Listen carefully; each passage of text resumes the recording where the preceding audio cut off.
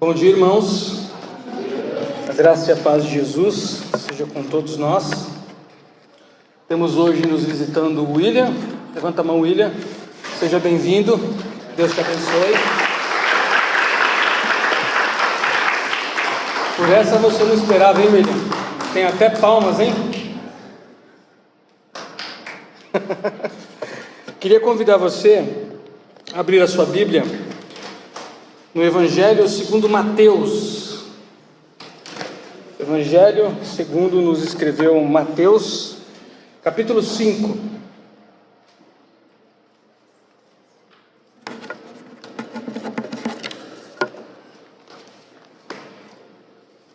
Eu lerei do versículo 1 do capítulo 5 ao versículo 12. Mateus 5, de 1 a 12.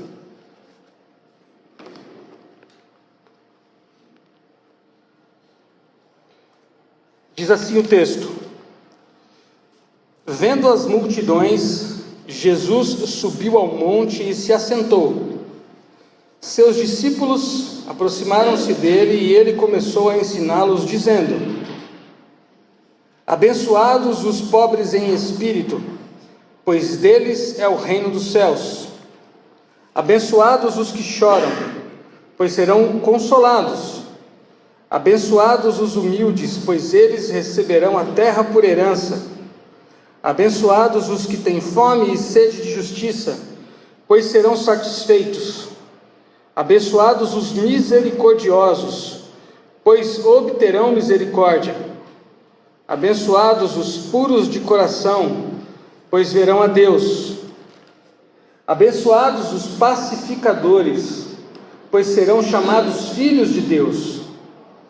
Abençoados os perseguidos por causa da justiça, pois deles é o reino dos céus. Abençoados serão vocês, quando por minha causa os insultarem, os perseguirem e levantarem todo tipo de calúnia contra vocês. Alegrem-se, regozijem-se, porque grande é a sua recompensa nos céus, pois da mesma forma perseguiram os profetas que viveram antes de vocês.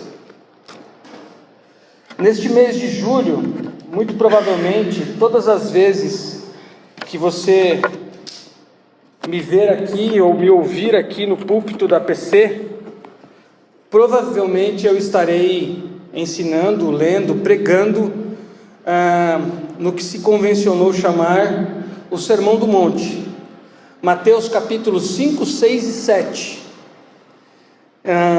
E o nosso tema geral para essas preleções saiu de algumas leituras e conversas com o meu ex-parceiro ministerial, pastor Ed René Kivitz.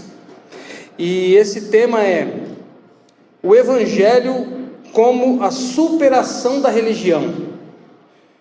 Essa expressão não é minha, é do pastor Ed.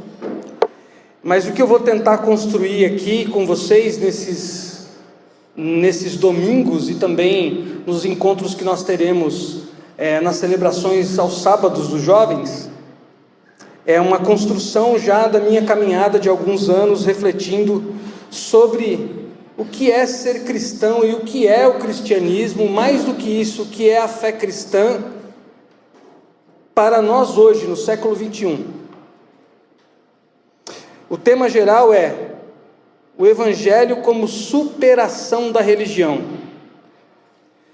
Jesus Cristo não veio ensinar uma religião para a gente. Jesus Cristo nos anunciou algo que supera a religião. Mais do que isso, Jesus, enquanto pessoa, viveu de um jeito que nos ensinou que a religião é inferior à vida com Deus.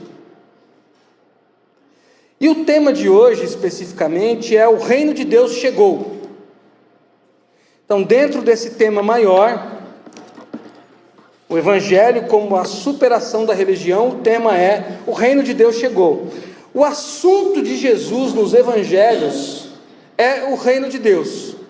Se você folhear um pouco as páginas da sua Bíblia, você vai perceber que em Mateus capítulo 3, versículo 2, João Batista, que é aquele cara que prepara o caminho de Jesus, o primo de Jesus, começa o ministério dele, ou desenvolve o ministério dele, pregando um só sermão. Qual é o sermão de João Batista?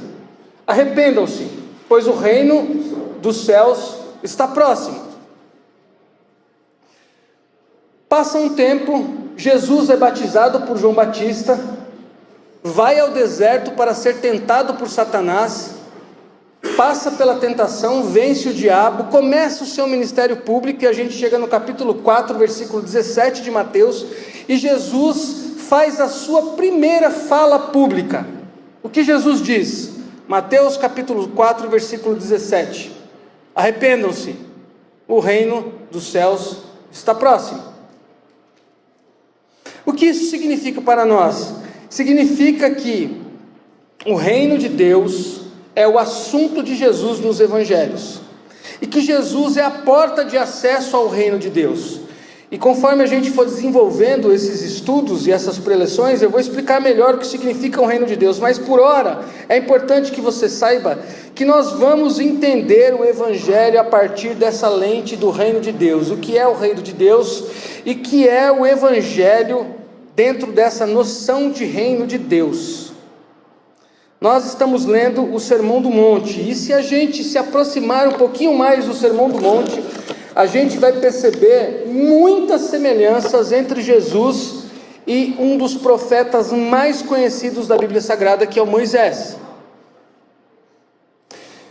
Moisés sobe ao Monte Sinai para trazer a lei de Deus. Jesus sobe ao Monte das Bem-aventuranças e também traz, mas não mais uma lei. Jesus traz uma outra coisa que não é uma lei. Moisés sobe ao Sinai e Deus se manifesta com fogo, fumaça e trovões. Jesus sobe ao Monte das Bem-aventuranças, que hoje em Israel chama-se Tabra, e Jesus assenta-se como todos os rabinos da sua época e começa a conversar com seus discípulos e com uma multidão de pessoas. Não tem fogo, não tem fumaça, não tem trovão. Tem Deus em pessoa conversando e olhando nos olhos das pessoas.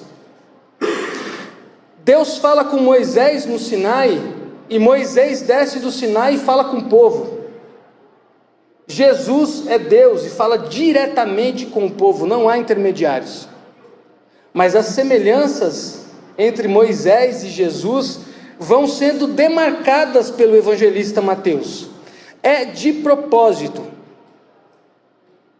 Mateus está querendo deixar muito claro: tem algo novo começando entre nós, gente. Esse moço aí, Jesus, representa um novo começo, uma nova era, uma nova aliança.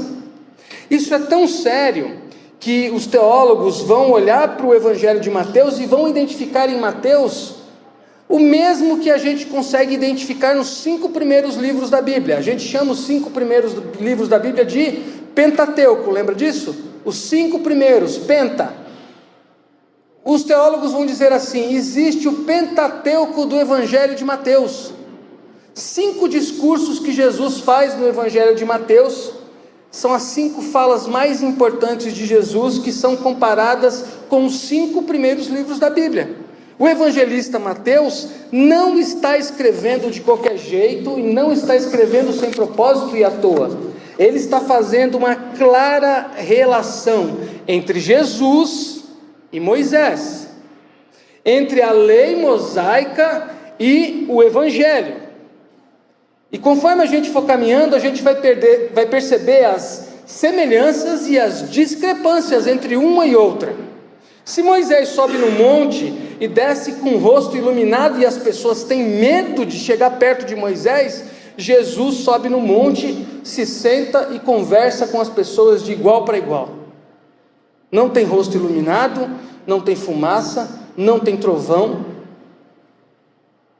Tem seres humanos conversando com Deus humano.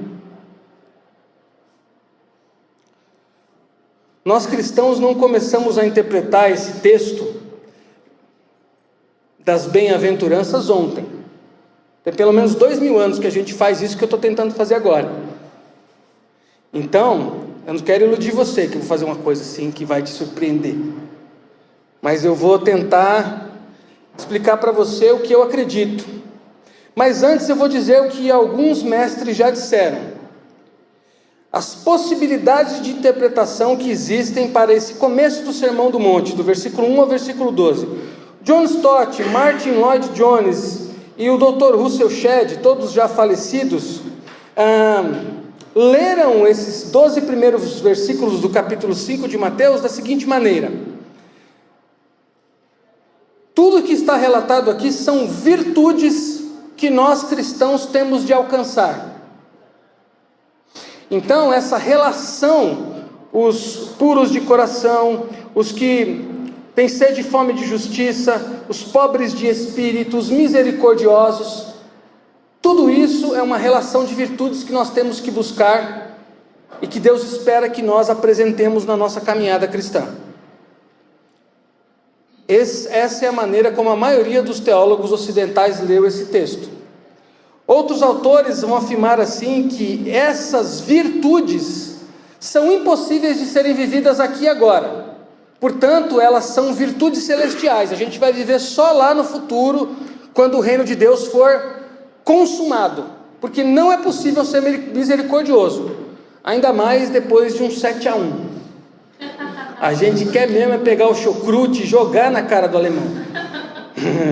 Certo? Bélgica, esse bocu. Não tem como ser misericordioso. Então alguns autores vão dizer assim: não, essa parte do Sermão do Monte é para Nova Jerusalém. É um jeito de interpretar. Outros ainda assim vão dizer que ser humilde, ser pobre de espírito, chorar, ter misericórdia, são virtudes que a gente tem que ter para poder ser cristão. Quer dizer, dá para piorar.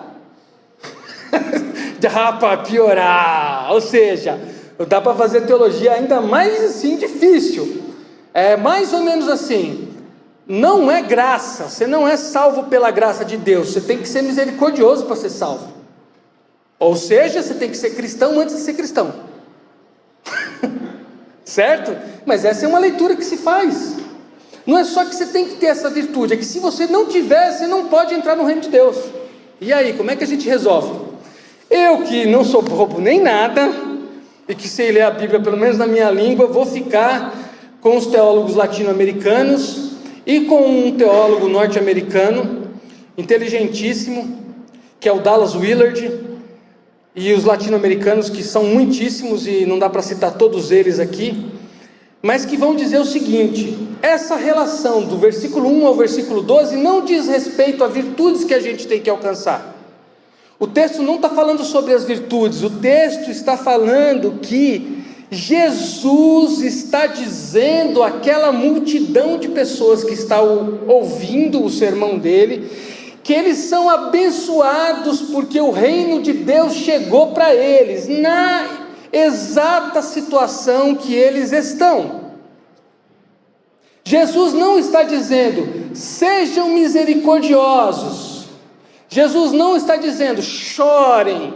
Jesus não está dizendo: vocês sejam pacificadores, porque aí vocês vão entrar no meu reino. Jesus está dizendo: olha, vocês estão sofrendo, o reino de Deus chegou. Vocês estão chorando, o reino de Deus chegou.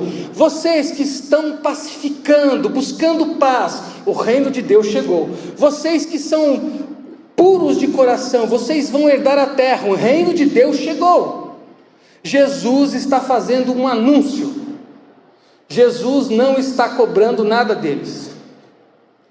Pastor, como é que você chegou a essa conclusão? Simples. Por causa de Mateus 3:2 e de Mateus 4:17. João Batista anuncia o reino, Jesus anuncia o reino, e quando Jesus começa a falar com essa multidão, Jesus sabe quem é essa multidão. Não há como exigir dessa multidão. Sabe por quê? Porque a Palestina do primeiro século está sob o domínio do Império Romano.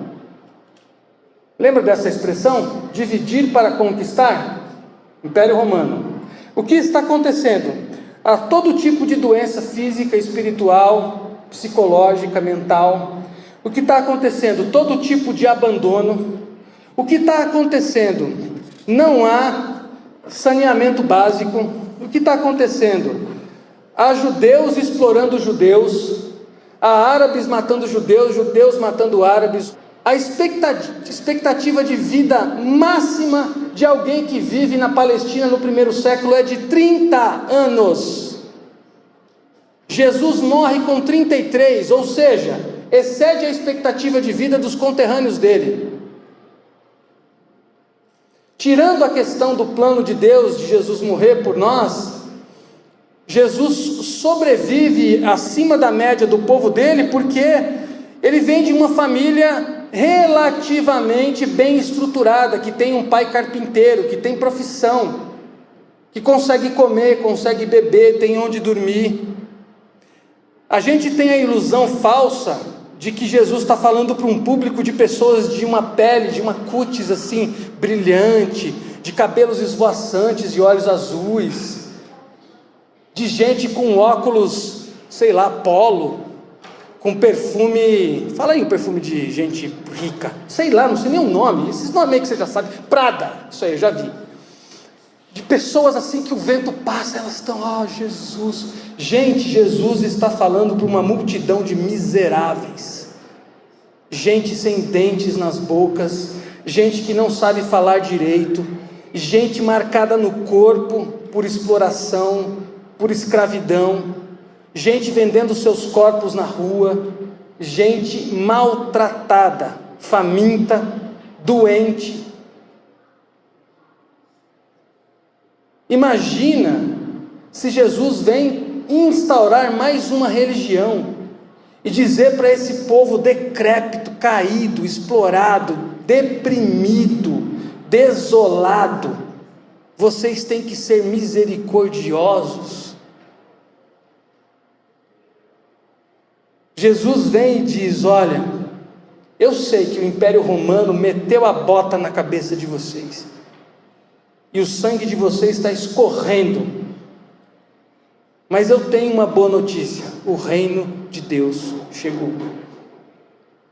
Eu tenho uma boa notícia para vocês: o reino de Deus está próximo, e está próximo na boca de João Batista e de Jesus, não é no sentido de que Jesus está voltando, não, porque ele não tinha nem ido ainda, né? É acessível ao toque da mão, porque ele, Jesus, está dizendo: eu estou aqui, o reino está aqui, porque eu sou a porta do reino, toquem em mim, me abracem, me deixem entrar na vida de vocês, e vocês terão acesso ao reino. Então, tendo acesso ao reino, vocês que choram, vocês serão consolados. Vocês que têm fome e sede de justiça. Gente, esse texto está dizendo assim, sabe o que é justiça? Está entendendo o que eu estou dizendo? Então, é esse povo aqui que Jesus está conversando, que tem a expectativa de vida de 30 anos. Quem aqui tem mais de 30 anos? Levanta a mão. Quem aqui espera passar dos 30? Pelo amor de Deus, né? Se não quiser, vamos conversar depois. Vai ficar assistindo The 30 Reasons Why aí, que isso aí dá errado, hein? Pois bem, gente, o reino de Deus chegou. Não são virtudes que eu e você temos que alcançar por esforço próprio para acessar o reino de Deus. Não são experiências que a gente tem que ter no futuro do céu, porque é impossível ter agora. São experiências que muitas pessoas estão vivendo aqui e agora, e o reino de Deus chega. Quais são as implicações dessa leitura que eu estou fazendo do Sermão do Monte para você nessa manhã? E isso é a título introdutório. A gente não vai esgotar o Sermão do Monte nessa manhã, é só introdução. A gente não vai pormenorizar cada uma delas, isso a gente vai fazer ao longo do mês de julho. Mas por hora, primeiro eu quero que você saiba isso: o reino de Deus chegou para todos nós. Quando Jesus coloca a planta do seu pé no nosso mundo, Deus veio ao encontro da humanidade e acabou a cobrança para nós buscarmos a Deus, porque Deus veio nos buscar. Acabou a cobrança para ser perfeito, porque não é possível ser perfeito. O perfeito veio na direção do imperfeito, o que não significa que a gente não tem que buscar uma vida honrada diante de Deus. Significa que não é mais esforço próprio, não é mais força, é abrir mão, é se entregar para que Jesus nos leve onde Ele quer levar. Quais são as implicações de dizer assim: o Evangelho é a superação da religião? Nós não somos adeptos de uma religião, nós somos amigos de uma pessoa chamada Jesus, nós seguimos essa pessoa, e andando com essa pessoa a gente aprende que as pessoas são mais importantes do que os ritos religiosos, do que as demandas religiosas, do que a moral religiosa. Na prática, quais são as implicações de descobrir que o reino de Deus chegou para mim e para você, para a pessoa em situação de rua, para o político corrupto, para a professora da escola, para o piloto do avião? O reino de Deus chegou para as pessoas humanas nas situações em que elas estão. Primeiro, o Evangelho é superior à religião. Enquanto a religião segrega e separa, o Evangelho ajunta e acolhe. O Evangelho é superior à religião. Enquanto a religião segrega e separa, o Evangelho ajunta e acolhe. A religião diz assim: você é judeu? Não. Então você não pode participar do nosso encontro. Você é muçulmano? Não. Você não pode participar do nosso encontro. Você é homem? Não. Você não pode orar desse lado, você tem que orar deste lado. Você usa barba? Você não pode participar do nosso culto. Ah, você é branco? Você não pode. Ah, você é negro? Não pode. Tem uma igreja própria para o seu povo ali, a igreja dos negros. O Evangelho é superior à religião. Enquanto a religião segrega e separa, o Evangelho ajunta e acolhe. Quem chama Deus de Pai e Jesus de irmão mais velho não tem direito de escolher os irmãos. O chinês não pode dizer ao japonês: você não é meu irmão. O japonês não pode dizer ao chinês, o árabe não pode dizer ao judeu: você não é meu irmão. Se eu escolhi Deus como pai e Jesus como irmão mais velho, eu não posso dizer ao judeu que ele não é meu irmão em Cristo.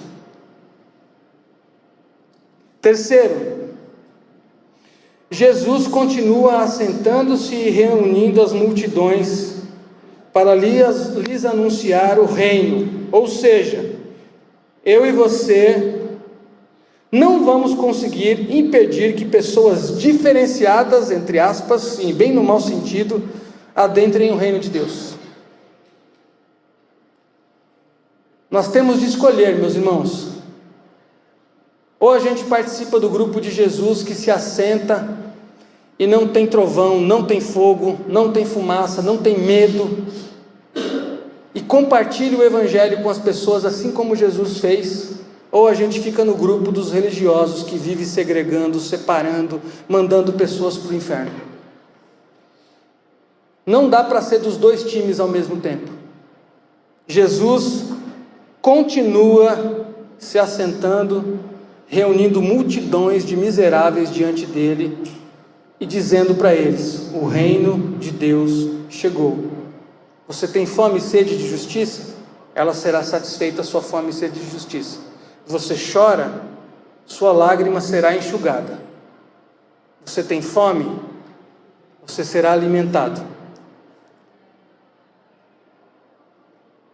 A gente tem que escolher. Ou a gente anuncia o reino de Deus aos explorados e esquecidos pela religião e pelo Estado, ou a gente fica agarrado na justiça própria da religião e perde a alegria de participar do que Deus está fazendo no mundo. O que eu quero dizer com esse último ponto? Houve um dia na minha caminhada com Jesus que eu tive de escolher entre ficar assentado com Jesus e junto com Ele recebendo o reino, a notícia, e depois sendo enviado por Ele para dar a notícia do reino, ou eu tinha que dizer assim: não, Senhor, eu não quero o Evangelho, eu quero a religião. Eu não quero a liberdade do Evangelho, a tranquilidade do Evangelho, eu quero o peso da religião. Eu quero ficar do lado das pessoas que têm o dedo em riste, eu quero acusar, eu quero ficar do lado das pessoas que se agarram na justiça própria. Eu sou bom, eu faço certo, eu sou justificável, eu posso me justificar. Teve um dia que Jesus se assentou e anunciou o reino de Deus para mim, e eu disse: sim, Senhor, eu quero o reino de Deus e o Evangelho, eu não quero a religião e a justiça própria. Pastor, quantas vezes mais Jesus falou isso para você? Está falando agora enquanto eu estou falando com vocês. Quantas vezes mais Ele vai falar isso para mim e para você? Quantas vezes forem necessárias? Porque a gente tem essa estranha mania de querer controlar Deus. Essa é a tradução para a palavra religião: controlar Deus e depois controlar as pessoas. Mas pela graça de Deus eu fui levado a fazer a opção pelo Evangelho, e no Evangelho eu não controlo, eu amo. No Evangelho eu não sou controlado, eu sou amado. E esse é meu convite, meus irmãos. Esse é meu convite para você, nesses domingos que a gente vai se encontrar para entender o Evangelho como superação da religião. Há muitas amarras das quais Jesus quer te libertar. Há muitas amarras religiosas das quais Jesus quer te libertar. Há muitas amarras religiosas das quais Jesus quer me libertar. E só tem um jeito dele fazer isso. E eu lembro muito bem do que eu li a respeito de um filósofo cristão chamado Søren Kierkegaard. Ele diz assim: a maior realização de um homem ou de um ser humano é a de deixar Deus ajudá-lo. A maior realização de um ser humano é a de deixar Deus ajudá-lo. Nós construímos a religião, mas para sair dela, nós não conseguimos sair sozinhos. Nós precisamos da ação de Deus sobre nós, porque nós confiamos demais no poder daquilo que a gente criou.